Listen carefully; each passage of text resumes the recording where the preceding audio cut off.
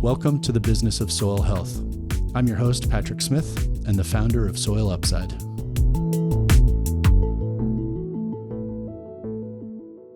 Really happy to have Matt Nicoletti with us today. He is the head of business development at Penny Newman Grain. Super excited to talk to you because you have such a unique perspective. You're sitting inside a legacy agribusiness that is clearly a major player in the commodity grain market in California. And you have a new products division that is just purely focused on soil health. So let's start with some context. Tell us about Penny Newman, the legacy business. Penny Newman has been around a long time. We are the second oldest company in Fresno, California. It was founded in 1878. So we predominantly, for the majority of the 20th century, were buying and selling local grain and feed ingredients, and providing storage and liquidity to farmers, marketing it to flour mills, making feed mixes for livestock, and other things of that nature. You had to build a very large facility, store lots of corn, be able to process that corn to make it marketable to the dairy industry, or whatever other end user market you're selling into. And then, of course, that requires you've got to carry a very large inventory of corn, sell your growers on credit, and then, of course, manage the volatility of those markets. And that's where the commodity trading core competency comes in, where, a lot of our customers say the dairy, for example, they like to flat price their commodity. They want us to guarantee them a price, cash corn delivered to their dairy, sometimes for an entire year, a crop year, October of 2024 through September of 2025. We're pricing that today and giving these dairies, call it like $240 delivered rolled corn per ton. But the price of corn is constantly doing this, right? They're very volatile commodities. So we have to hedge on the Chicago Mercantile Exchange, buying and selling futures contracts to offset the liquidity and the risk that we take. And depending on the commodity, there's tons of nuances with how you manage that risk and that volatility, and it's all very different. But an oversimplification of what Penny Newman does is we buy bulk commodities all over the world, and we bring them into predominantly California, where there's massive demand and very much a deficit on the supply side. And so we've got this network of assets, predominantly rail terminals within the state of California. Our most unique asset is actually a deep water bulk cargo terminal in Stockton, California. It's about 90 miles inland from the San Francisco Bay. And it was built to export California grain when California was a grain exporting region. And it was previously owned and operated by Continental Grain. And in 1999, they merged with Cargill, and they became the largest privately held company in the United States. And so the DOJ came in and said, demonopolize this, get rid of 12 assets nationwide. That was one they were all too happy to get rid of, because who wants a grain export terminal in a market that's not exporting grain? So we were the only bidder at auction, but we bought it to do the exact opposite of what it was built for. So we started bringing in vessels of cotton seed from Australia. And then that has since, broadened to all sorts of different commodities. It gave us more of an international footprint. We've opened up a lot of new lines of business by way of that terminal. And so that was a sort of a unique arbitrage that we made with that facility in 1999 that helped us differentiate within this marketplace. For the simple sort of headline-oriented folks among us like me, I take all the stuff that you're talking about and summarize it down into two major categories. You guys are managing massive logistics, massive operations globally, importing grain both from across the US, but also around the world. And then you're managing all the pricing risk of that commodities based on the contracts that you have to sell into your customers over time. Well said. You've got greater brevity than I do. Tell me a little bit about the new products division and how that came about, like how your unique perspective and sitting in the commodity markets has led you to looking at soil health and regenerative ag. Well, it started somewhat serendipitously. And for us, it didn't start with an emphasis on soil health. It more so began with an emphasis on diversification when we met an agronomist through a distributor on our liquid feed business. We import, by way of that Stockton terminal, a lot of molasses that we then manufacture bulk feed mixes for. We're fortifying that molasses with minerals and other things that then get mixed in at the dairy level and fed. That goes into the beef sector as well. But this agronomist came because he saw us as a platform that he could utilize to develop his product. We could access the raw ingredients he needs. We had the infrastructure that he needed to be able to manufacture the material, or could invest in that at the very least. And then have the customer base that he could access as well, right? Even though this production of grains has declined, significantly over the last several decades in California, there's still growers who are growing grain. We're still buying that grain from those growers. We're still selling them planting seed. But we're a household name out here. We know those folks. And then, of course, the dairy market, those aren't just livestock producers. They are producing a lot of their own forages, and most of those dairymen, those landowners, have diversified into other modes of crop production: tomatoes, trees, the things that are prominent in California. And so we had access to a customer base, we had access to infrastructure, and we gave this fellow, admittedly, we had zero agronomic, competencies here, or sophistication. It was just a guy who seemed like he knew what he was doing, and we gave him a platform to get his product to market. And we did so in a very de-risked manner. We were unsophisticated. We didn't give him a whole lot of resources to play with. But he was just sort of bootstrapping it for a couple of years, and it was lots and lots of positive anecdotal feedback from the marketplace as far as the yield and vigor responses that growers were seeing using this fellow's material. And he started bringing a handful of other things to us that seemed to get similar reception in the marketplace.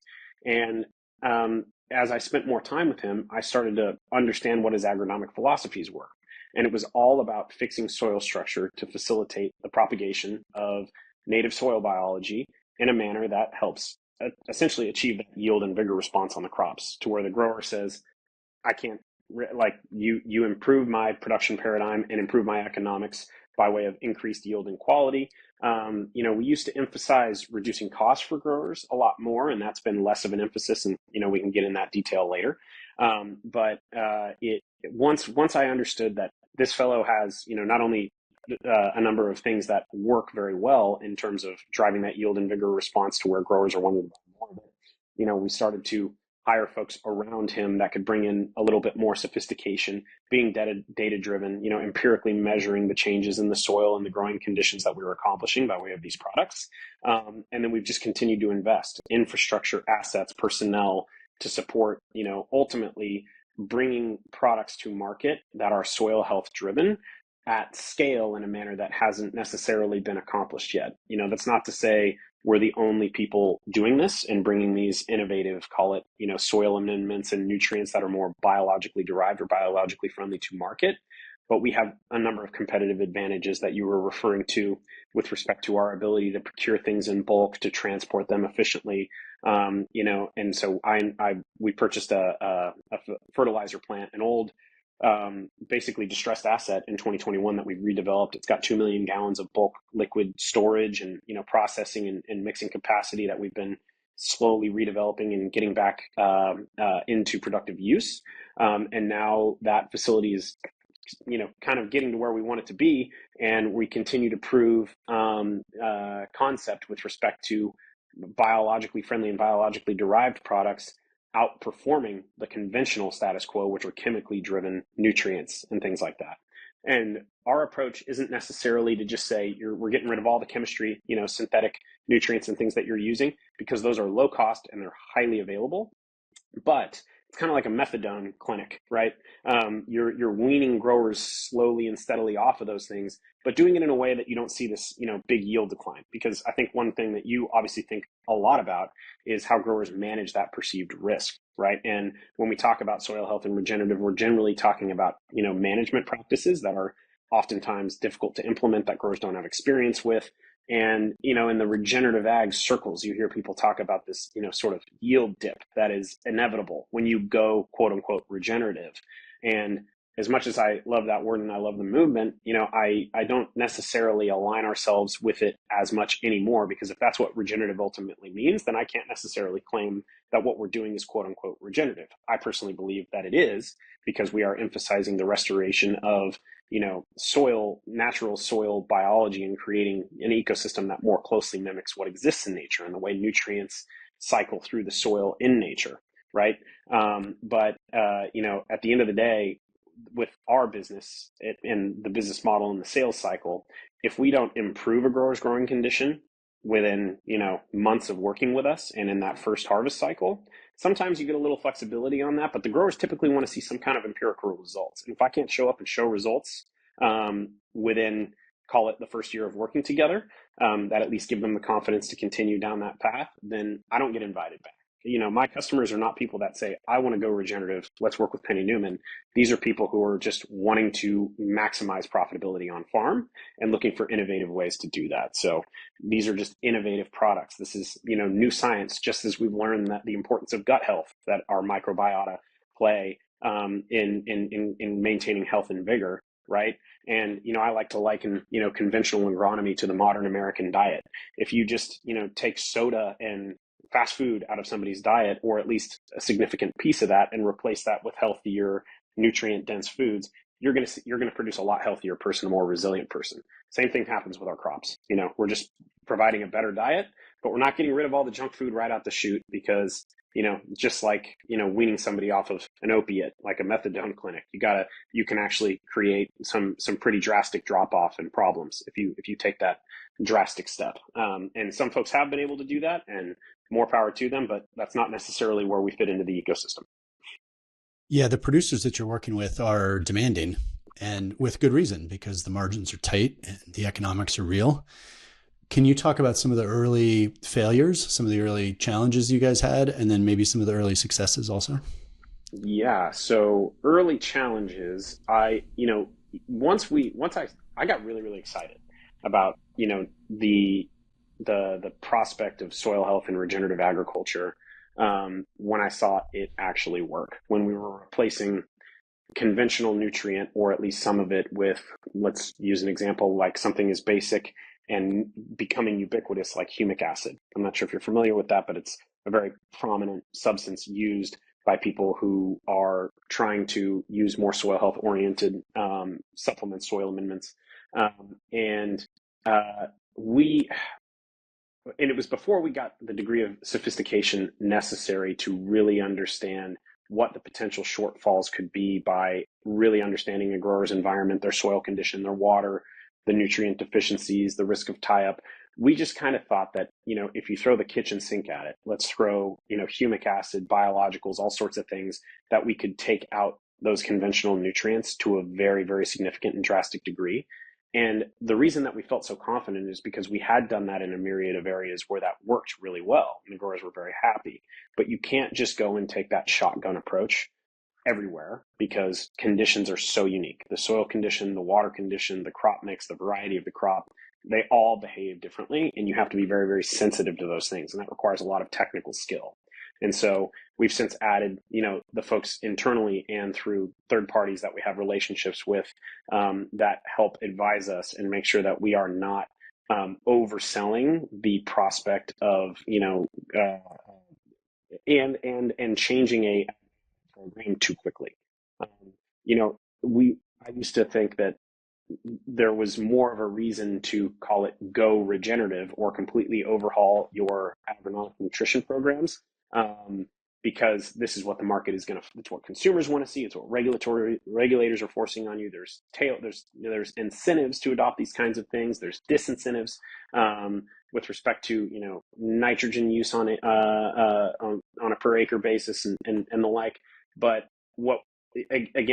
this is ultimately how my philosophy with respect to focusing on delivering value in the short term, got crystallized. It was through those mistakes of, where we didn't see good results early on by quote unquote throwing the kitchen sink at it with, biologically friendly products and taking out too many conventional nutrients too rapidly, and taking too much of a shotgun approach, right? You have to be very, very custom tailored.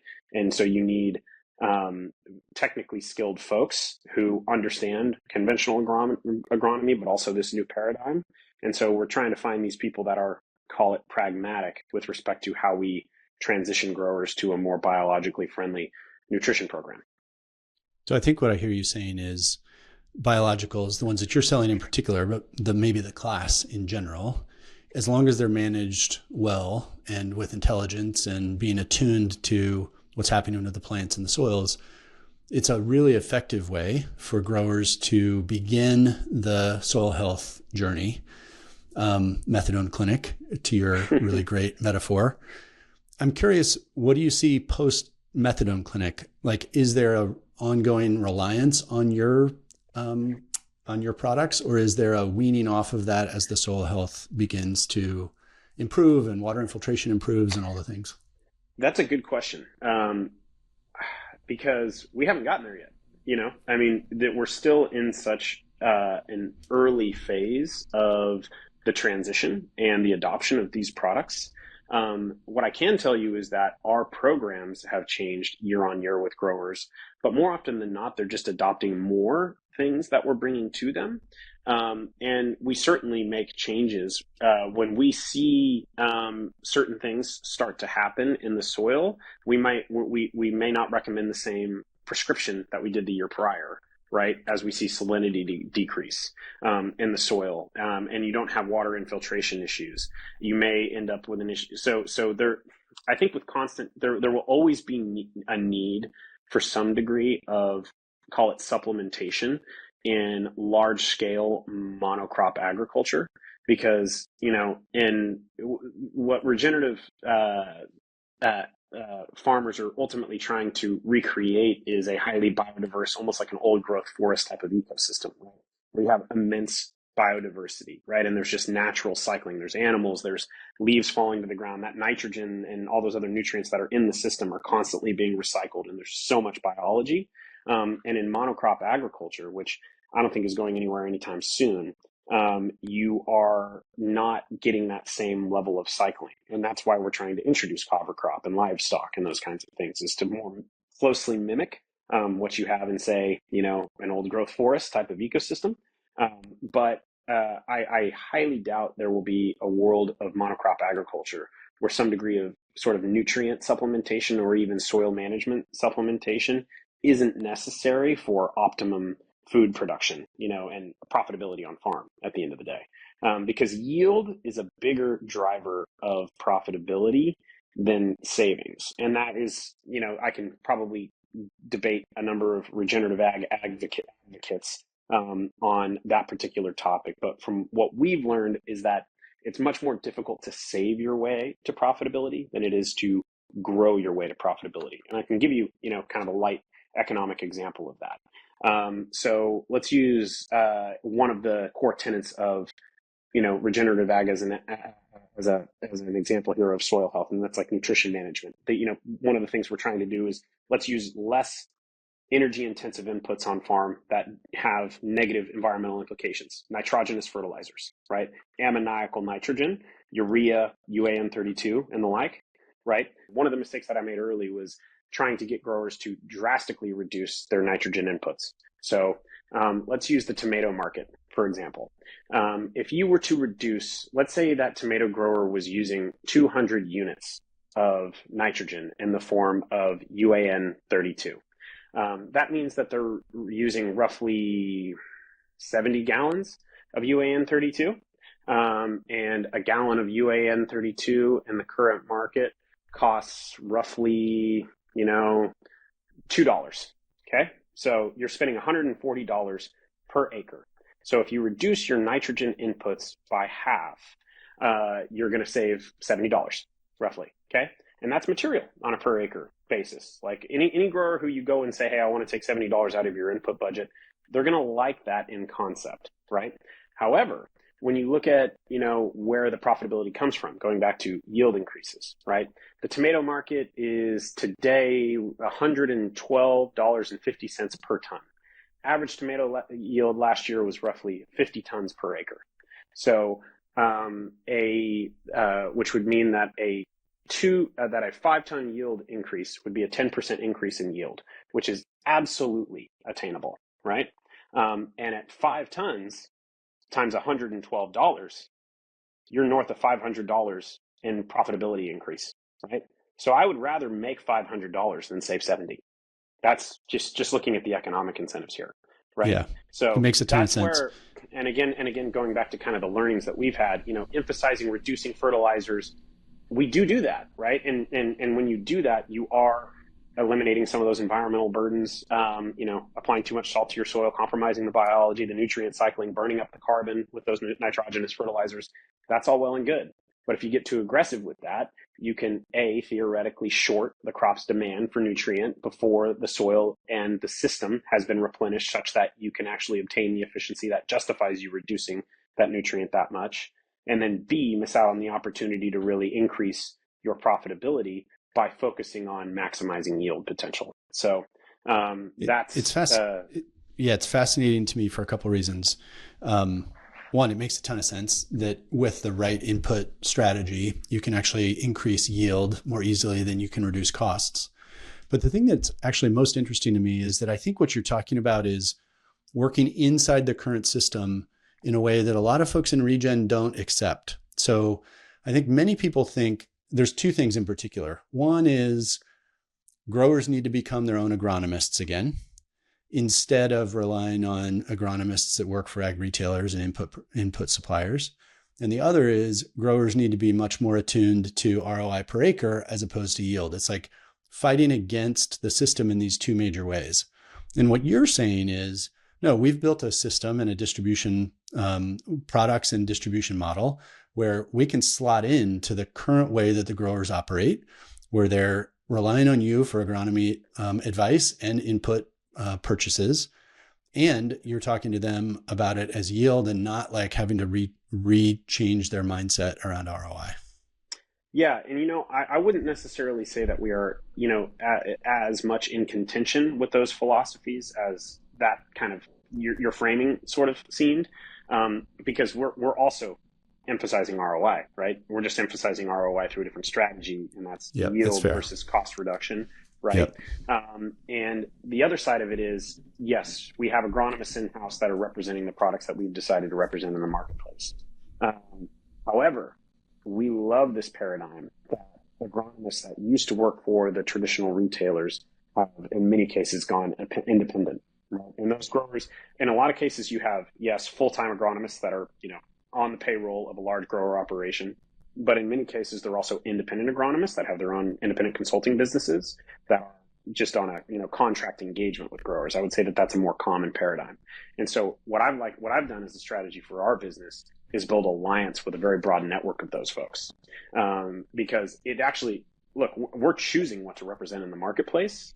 And we have our own internal biases, and the manufacturers that we work with have their biases. But a great way for me to keep myself honest is to work with those independents. If I can get validation from them and they continue to recommend it to more and more people, then I know I've got something, because that agronomist is getting paid by the grower, not by me. And if they continue to recommend, the thing that I've brought to them, it's a great point of validation that, they're looking out for the grower's best interest, because if that product doesn't perform, they're going to get fired, right? And so it's been there's a myriad reasons for me to work with those kinds of folks and to build those alliances. Of course, that increases my demand, but it also allows me to refine my product offering and get third-party validation that there's efficacy there and a product market fit. Totally. I think, the thing to restate my question about contrasting your approach with some of the other regen purists is that many folks in regen say that it has to start with a mindset shift on the grower side. And I think what you're saying is that, no, we can slot into the system as it currently operates and work on that mindset shift over time as we show results. Yeah, I like to trick them into going regen. Yeah. Are you saying you want to trick them to get into the methadone clinic? Is that what I'm hearing? Yeah, exactly. Yeah. I mean, it's like, again, I don't like wholeheartedly. But it's actually not tricking them, right? It's like you're bringing better agronomy to them. Yeah. I mean, well, they don't know they're going regen, right? And it goes back to what I was saying earlier in our conversation about the fact that, I don't use that language quite as much anymore. I still love it. I'm a supporter of it. And I would prefer growers have that mindset shift, right?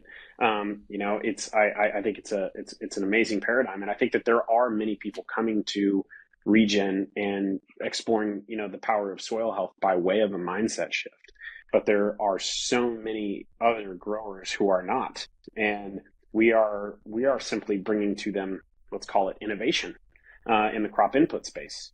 And there has been a lot of innovation, and going back to call it the conventional retailers, they have not been incentivized to adopt that innovation because it's cannibalistic to what have been historically very profitable legacy businesses and products that they've been bringing to market.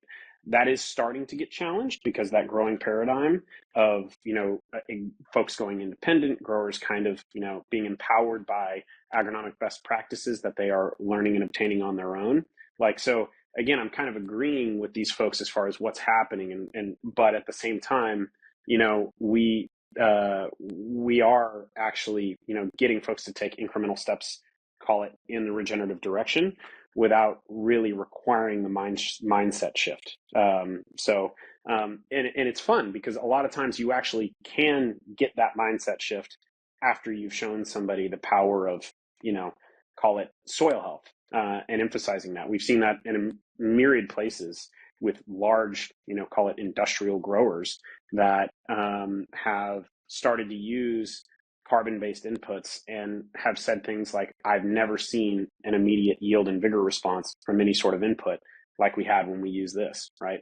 And it was ultimately the power of biology that drove that.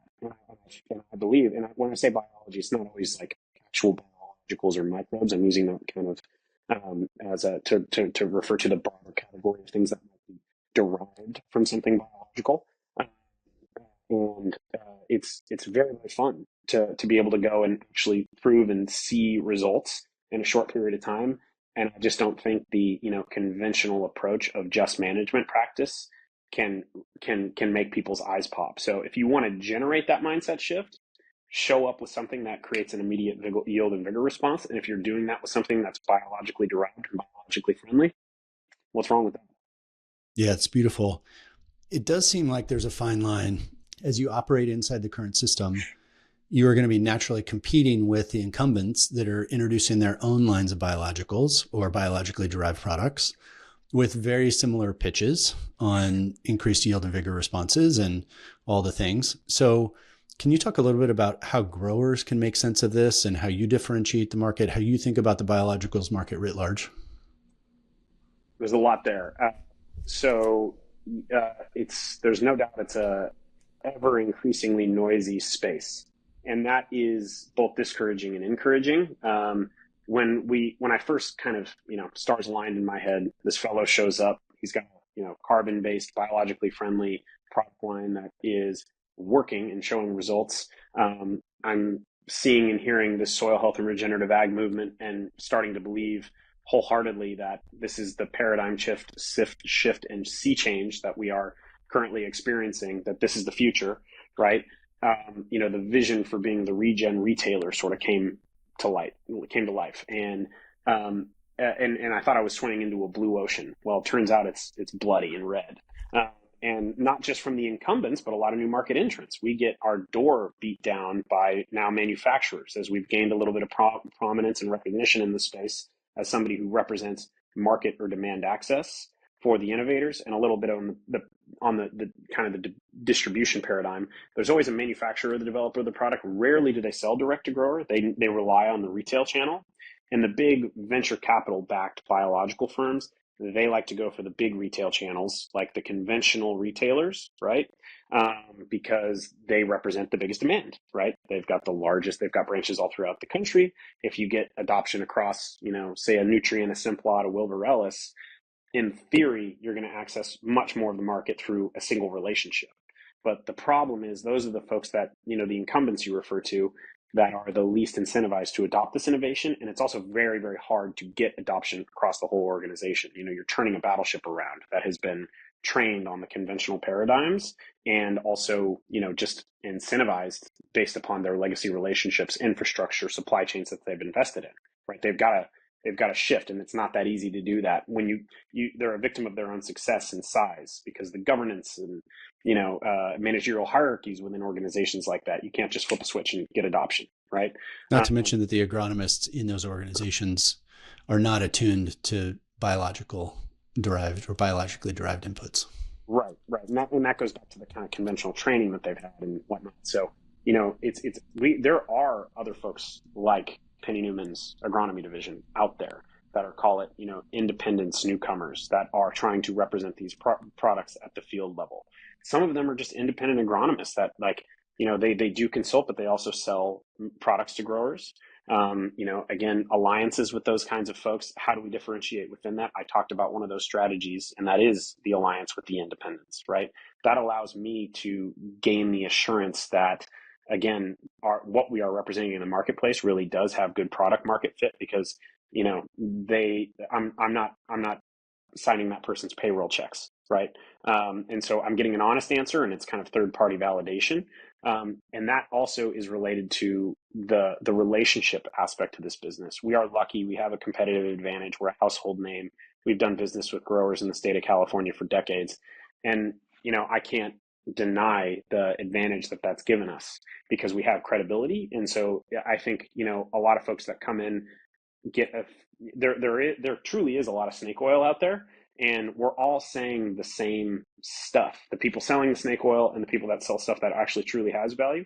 And some of that snake oil isn't snake oil in the right condition, right? It will work, but it doesn't work everywhere, right? So pretty much everybody that we're competing against within this space has fairly credible data on like yield and vigor responses. They've got, a lot of times it's third party validated, but does it work within that grower's condition? Does it? And so that, that speaks to another part of our strategy, and that's actually having lots of tools in the toolbox, making sure that you have something that works in every condition or can improve pretty much every paradigm.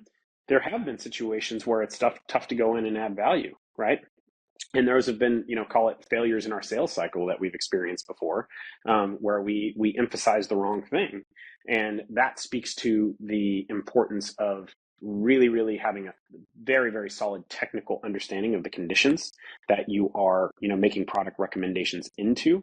And you can use conventional agronomic best practices for that. Take a water sample from, where their irrigation source, soil sample, traditional tissue sample. There are new testing methodologies that I think add a deeper layer of insights that can both allow you to make better recommendations and also get more interesting insights with respect to what you are actually accomplishing with this differentiated nutrient program that you're taking to market. So data is really critical. I think there are, again, we're not the only people doing this, but being very, very data driven and empirical when you're seeing results, growers really appreciate that. If you don't see, say, the yield response on a permanent crop in your first year, but you're able to prove that you're making important changes in the soil structure, we'll do things like install a tensiometer on the farm. A tensiometer is a measure of soil tension.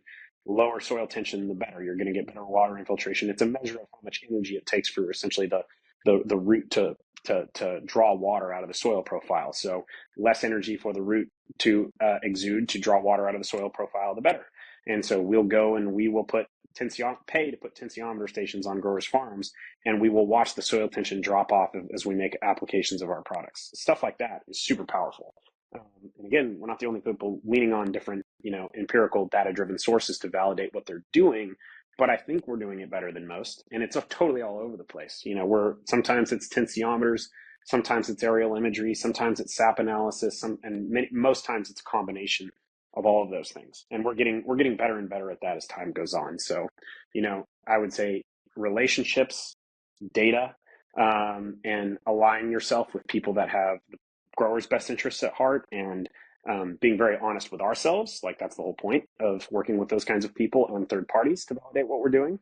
That's allowed us to differentiate, but it is still a very noisy and increasingly competitive space. So you've alluded to this in terms of, increasing yield, for example, by 5 or 10% through your programs. But I'm curious if you can kind of generalize what some of the economic benefits and economic outcomes growers are seeing with working alongside you. It's so all over the map. It depends on the crop, and it depends on the market for that crop in the given year. It depends on the market for the inputs that they're using. I wish I could give you more of a very straightforward answer, but I feel like if anybody tried to answer that question and said definitively, on average, we're increasing ROI by a grower, and I could measure that, with all of our successful relationships that are now, multi-year growers that have stuck with us, where we've seen that success and greater adoption. But what happens when you get greater adoption is, you're changing the program even further in year two. You're adapting to the paradigm that you have changed. going back to your other question about like, what's the future hold for these products if you completely change the environment and you basically you sort of innovate yourself out of existence, by creating a soil condition where, crop inputs are no longer needed. Again, I don't necessarily see that as a part of the future for monocultural agriculture.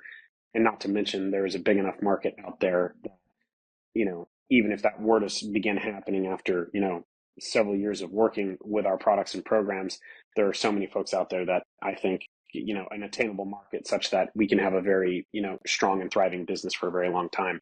But I'm sort of getting off base for your question. This is my non-answer, by the way, because it's a hard question. It's all good. Yeah. It's all good. So it all depends, man. But you know what our emphasis is, right? It's yield. It's growing your way to profitability. So if we're not doing that, then we're not going to win that sales process. We're just not. As far as what the profitability increase, that's going to depend on the commodity itself in that given year. And like I mentioned about agricultural commodities that we trade, they tend to be quite volatile. So, a 5% yield increase in one commodity market is a hell of a lot different than a 5% yield increase in a commodity market where the commodity is 30% devalued, right? So again, it's hard to provide very good, consistent answers with respect to how profitability can be increased because of the volatility of the markets themselves. Yeah, that's super fair. Let's leverage your experience in the commodity grain market to talk about sort of some of the trends that are happening in that more broadly here in the US. In particular, the low carbon intensity tax credits that are starting to come online and starting to look at how do we produce these broad acre commodity crops with a more climate friendly footprint, or maybe we call it water friendly footprint if we want to. So there are, there's movements around encouraging growers to get their carbon intensity scores, to get those certified, and then to do price discovery with particularly ethanol manufacturers, but also other biofuel manufacturers about what they're willing to pay for in those low carbon intensity inputs. Or low carbon intensity commodities. But there's a big missing piece here that I haven't heard too many people talk about, which is the logistics. So how do you essentially how do you connect a grower in Kansas who's growing low carbon intensity ethanol with an ethanol manufacturer in Iowa, for example? You live and breathe the logistics every day. So I'm curious, do you see that as a barrier to the low CI market or not? Theoretically, I don't think it's an insurmountable hurdle. We are talking about, within the paradigm of ethanol manufacturing right now. So I'll stick within that just to not make this too complex. But, ethanol plants, the ones that have been most successful, are a truck market, within the truck market of originating their corn. There have been what we call destination ethanol plants. That model proved to be less viable than the origin ethanol plant. The destination ethanol plant there have been several that were constructed in California, and you're shipping a corn shuttle from the Midwest out to California, so you're going to pay way more freight for your input. But the thesis is you're nearer the destination market for the ethanol itself because of it's manufactured close to the usage point, right? But what turned out to be the more viable model is cheapest possible input cost by eliminating the freight cost at origin, by being able to just be within a truck haul of all of the inputs that you're going to need to manufacture your full capacity worth of ethanol, and then having the flexibility to ship that ethanol into whatever market was most preferable. It might be export, it might be California, it might be another part of the country. So that model was a lot more viable than, call it, the destination ethanol plant. So within that paradigm, the vast majority of ethanol plants are right near the corn that they're buying. So if you have an ethanol plant that you would commonly ship to because it's the best freight advantage, as a grower in, say, I think your example was Kansas, but there's another ethanol plant in Iowa that's providing that incentive. Well, first of all, hopefully the one that's the cheaper truck haul away from you is going to be providing you that same incentive. If you have that incentive to ship to Iowa, maybe that it's a simple calculus of whether or not that incentive is larger than the freight disadvantage of shipping it to Iowa, right? It's very basic and straightforward math. I would imagine that with this sort of a thing, if it's a viable business model, you're going to see a lot of adoption across the industry in ethanol. And given the ESG pressures that energy producers like that are facing, I've just got to assume that you're going to see broad adoption, and that issue isn't going to really matter. You're going to get that incentive from the local plant anyway. And ethanol is, I think, a better area in which that can be executed across a commodity crop. Because of the logistics being simplified, that's who you're going to ship it to anyway. They're, the most efficient truck haul, and you're selling direct to the person that is capable of giving you that, CI premium, because their business is large and sophisticated enough to learn how to adopt that and pass that down their value chain, right? There's value in that for them. It gets a lot more complicated when we're talking about feed corn that gets shipped to a local country elevator and loaded with a lot of bushels of growers corn and then put in a train and then shipped to Penny Newman, and then shipped out to a dairy. That value chain, I think, is going to be much more difficult to get those, CI premiums to trickle back to the grower due to the logistical complexities. You mentioned this at the top, that you're starting to get questions from some of your buyers, your large brand buyers, about your carbon footprint and what you're doing to reduce that. And so how do you think about carbon intensity, and where does that play in your calculations or strategic planning? It is an incredibly difficult exercise to undergo, and the main folks from whom, again, it's only certain aspects of our or a certain subset of our buyer base is essentially putting that pressure on us, and we're getting it most from pet food manufacturers. Is a very large one from whom we received a very large report requirements and basically like its own set of compliance. There are something called 𝗬𝗏 audits that we have to undergo. Very, very intensive. They give us this whole chart on, the definition of scope 1, scope 2, scope 3. Scope 1 and scope 2, fairly straightforward. We're going to go through that exercise on our own. That's as simple as measuring, what is our gap, like just looking at invoices of our fuel bills and our energy bills, right? That's all you essentially need to quantify scope 1 and scope 2. Scope 3 to me is still such a brain buster. And there are some, and it's all going to be customer, buyer by buyer driven, has been, let's call it the most aggressive and the most thorough as far as what we've received. And they're basically saying any decarbonization or carbon removal project that we implement, they are claiming the ability to monetize that.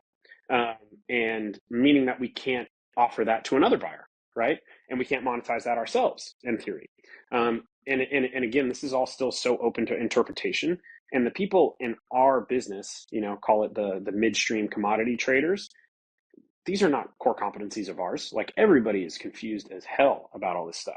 And so I think that there's going to be a big, room for, our CEO was actually complaining about this to me just the other day, about how complex it is and how sort of messed up it is, and how much cost this is adding on a business like us.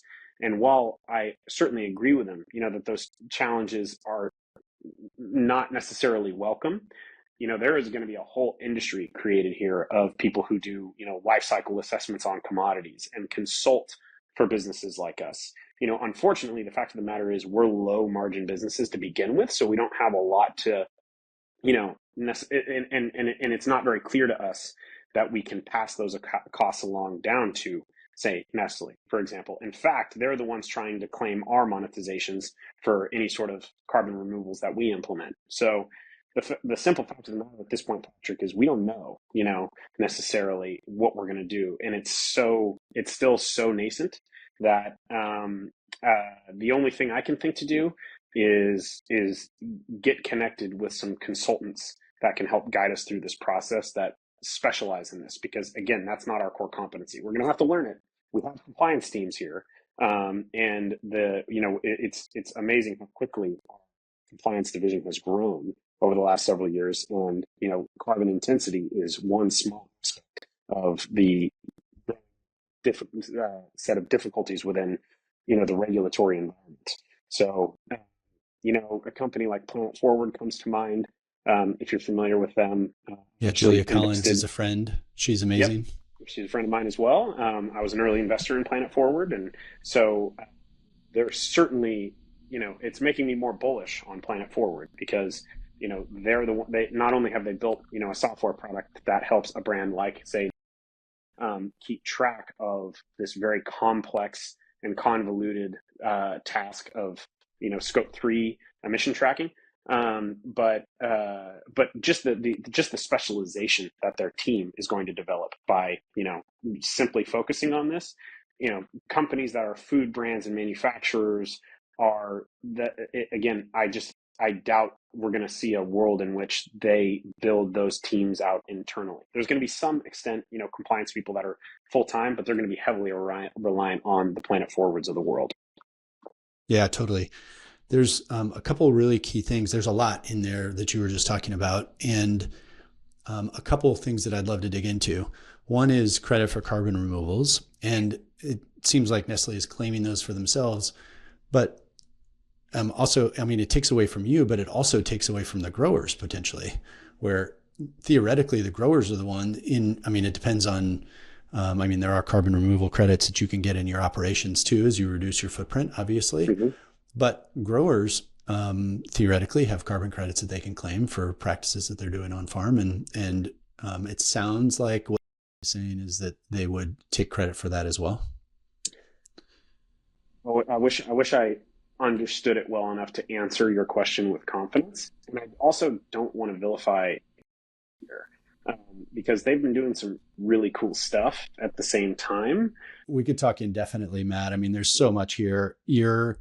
Like I said at the top, you're sitting at such a unique situation and perspective in the commodity markets and working with growers on soil health and the biologicals line. And of course, all the commodity buyers and scope 3 stuff that you're in the midst of. So really appreciate you sharing all of your knowledge and experience here. I'm curious if you have, one thing that you want to leave folks with. I'm optimistic. It's a total mess out there right now. Like I said, it's a bloody ocean, at the crop input level. There's no doubt about it that our food system is facing challenges, that growers are facing so much economic pressure, interest rate, labor and materials inflation and input inflation. Those problems are all real. Water limitations in California through regulations like 𝗶𝘁𝗲𝗄𝐺. Problems are all very, very real. But I do believe we're going to innovate our way out of this. The sad fact of the matter is there is going to be a lot of people that don't survive this paradigm shift, right? But I also think that the ones that are most at risk are the ones that are in the current environment that are facing these mounting economic pressures, not willing to adopt these new, call it innovations, or embrace this paradigm shift towards a more regenerative future. Right. So I am very optimistic because a lot of money has been raised on the venture capital side to develop biologicals and prove that those work through various studies. And then that money also goes to hiring the salespeople to go out to push it to growers. And so growers are being confronted and they have a feeling of, let's call it, for lack of a better word, FOMO, that if they don't get on the train, they're not going to survive. And beyond that, there's so many economic incentives, the Healthy Soils program in California, public and private incentives for them to adopt these things to help de-risk. But even without all those incentives, which is, of course, your area of emphasis and expertise, there are naturally driven market forces that are that growers are being confronted with day in and day out. And I think the general sentiment is that they need to innovate. And what I believe, based upon what I've seen time and time again, is that we can innovate our way out of this problem. So I'm optimistic for the future of food. Absolutely. Thanks for listening to this episode of The Business of Soil Health. Our goal is to explore how new financial tools may or may not support producers' stewardship of their soil. We love hearing from listeners, so don't hesitate to reach out with any suggestions or guests you'd like for us to feature. And don't forget to subscribe or leave a review on your favorite podcast platform.